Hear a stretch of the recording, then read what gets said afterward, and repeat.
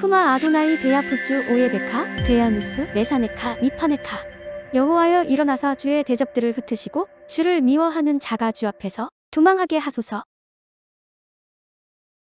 샬롬 생각하는 성경 홀리아미입니다. 오늘의 말씀은 요셉 지파에 대한 축복입니다.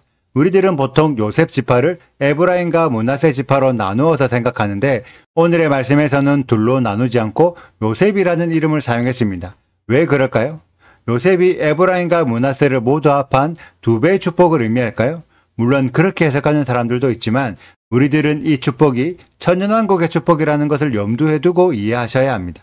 13절부터 시작되는 요셉의 축복에는 땅에 대한 축복이 많이 나열되어 있습니다. 과연 성경에 기록된 요셉이 어떤 땅의 축복을 받았을까요?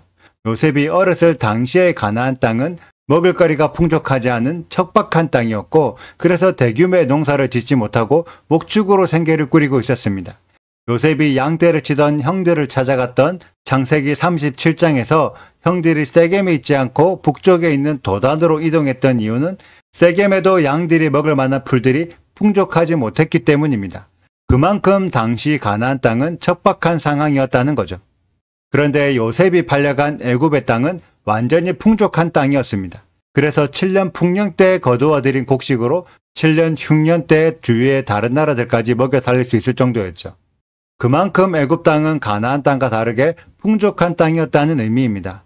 이런 요셉에게 땅의 축복이 부어졌으면 그 땅이 가나안 땅을 말할까요? 애굽 땅을 말할까요? 이 질문에 대한 힌트가 17절에 기록되어 있는데 요셉 지파에게 수소의 위험이 부어져서 다른 민족들이 있는 땅끝까지 이르렀다고 기록되어 있습니다. 이것을 통해 알 수 있는 사실은 요셉이 받은 축복의 땅은 이스라엘의 땅이 아니라 열방의 땅이라는 것입니다. 그래서 요셉 지파의 축복을 받은 자들은 이스라엘이 아닌 열방에서 만만으로 퍼져가고 천천으로 확장되었습니다. 이것을 디아스포라의 관점으로 이해한다면 이스라엘 백성들이 아수르와 바벨론과 로마에 의해 열방으로 흩어진 이후에 이들은 이스라엘의 정체성을 버리지 않고 그대로 간직한 상태로 열방 곳곳으로 퍼져나갔습니다. 그래서 전 세계 어느 지역이든 유대인들의 영향력을 받지 않은 곳이 없습니다. 제가 재미있는 내용을 알려드리자면 인류 역사상 가장 넓은 지역을 차지했던 대제국은 칭기즈칸이 다스린 몽골 제국이었습니다. 그런데 당시 몽골은 여러 유목민 부족들의 연합체였고 유목 생활을 하던 지도자들이 드넓은 몽골 제국을 관리하기에는 그 수가 턱없이 부족한 상태였습니다.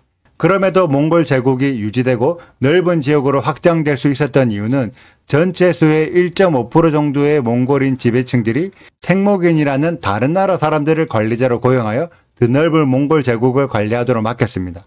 이 당시 생목인들은 몽골의 서쪽 지역에서 동쪽으로 넘어온 사람들이었는데 셈계산이 빠르고 법을 잘 다루는 자들이었습니다.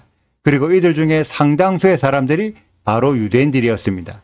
그래서 몽골은 유대인들의 도움으로 드넓은 몽골 제국을 관리할 수 있었고 몽골인들은 유목 생활의 영향으로 육류를 주식으로 먹었었는데 유대인들의 영향으로 최근까지 돼지고기를 잘 안 먹었다고 합니다.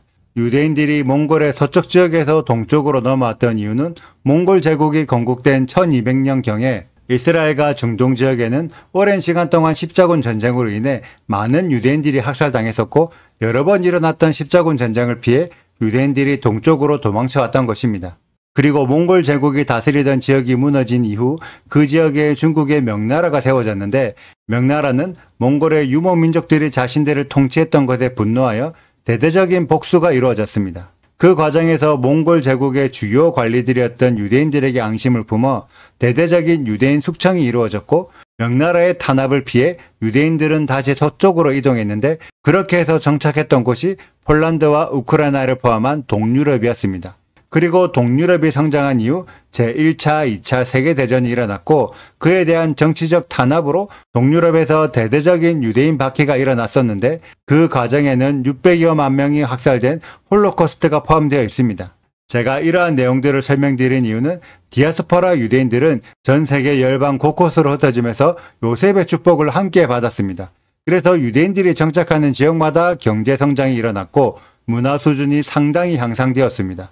이것은 분명히 축복인데 그렇게 성장한 지역마다 유대인 박해가 일어나서 유대인들은 다시 쫓겨나게 되고 다시 정착하면 그 지역이 발전되고 그 이후에 다시 쫓겨나서 이동하는 과정들을 계속 반복했습니다. 그래서 전 세계의 경제와 문화 성장 흐름의 과정을 따라가다 보면 반드시 유대인들과 연결되어 있음을 알 수 있으며 이러한 과정들이 계속 반복되면서 전 세계의 유대인들이 흩어져 살게 되었습니다. 그 결과 지금의 이스라엘 땅에는 약 700만 명 가량의 유대인들이 200만 명 가량의 아랍인들과 함께 살고 있고 유대인 땅 밖 열방에는 1000만 명 이상의 유대인들이 각지에 흩어져 살고 있습니다. 미국에만 해도 630만 명 가량의 유대인들이 살고 있고 유럽에도 200만 명 가량의 유대인들이 분산되어 살고 있죠. 이는 요셉이 받은 축복처럼 이스라엘 땅보다 열방 땅 끝에 더 많은 유대인들이 만만이요 천천으로 확장되어 살고 있습니다. 그리고 나중에 애굽에 살고 있던 요셉의 가족들이 출애굽하여 가나안 땅으로 이동했던 것처럼 메시아께서 재림하실 때의 열방에 살고 있는 수많은 요셉의 축복을 받은 자들이 다시 이스라엘로 되돌아가는 일이 생길 것이고 지금도 이러한 알리아 사역들이 계속해서 일어나고 있습니다. 그렇기 때문에 우리들이 이스라엘을 제대로 이해하기 위해서는 성경책에 기록된 내용만 가지고는 모든 것을 파악할 수 없습니다. 성경에 기록된 이스라엘의 역사와 그 이후에 일어난 세계사를 함께 이해하셔야 이스라엘을 흩으시고 모으시는 하나님의 놀라운 세계 경영을 깨달을 수 있고 그러한 세계의 흐름을 통해 진짜 이스라엘이 누구인지를 이해할 수 있을 것입니다. 이스라엘의 디아스포라 세계사에 더욱 관심을 가지는 우리 홀리함의 가족들이 되시기를 축복합니다. 오늘의 영상은 여기까지입니다. 오늘의 말씀 읽으시고 질문 있으시다면 언제든지 댓글로 남겨주세요. 오늘도 감사합니다. 샬롬! 레위에 대하여는 일렀을 때 주의 둔민과 우리미 주의 경건한 자에게 있도다. 주께서 그를 마사에서 시험하시고 무리바 물가에서 그와 다투셨도다. 그는 그의 부모에게 대하여 이르기를 내가 그들을 보지 못하였다 하며 그의 형제들을 인정하지 아니하며 그의 자녀를 알지 아니한 것은 주의 말씀을 준행하고 주의 언약을 지킴으로 말미암음이로다. 주의 법도를 야곱에게 주의 율법을 이스라엘에게 가르치며 주 앞에 분향하고 온전한 번제를 주의 제단 위에 드리리로다.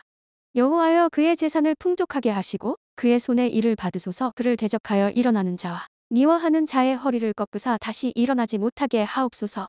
베냐민에 대하여는 일렀을 때 여호와의 사랑을 입은 자는 그 곁에 안전히 살리로다. 여호와께서 그를 날이 마치도록 보호하시고 그를 자기 어깨 사이에 있게 하시리로다. 구독과 좋아요를 눌러주세요. 그리고 알림 설정도 해주시고요. 사랑과 관심 부탁드려요. 슈바 아도나이 리베보트 알레페 이스라엘 여호와여 이스라엘 천만인에게로 돌아오소서.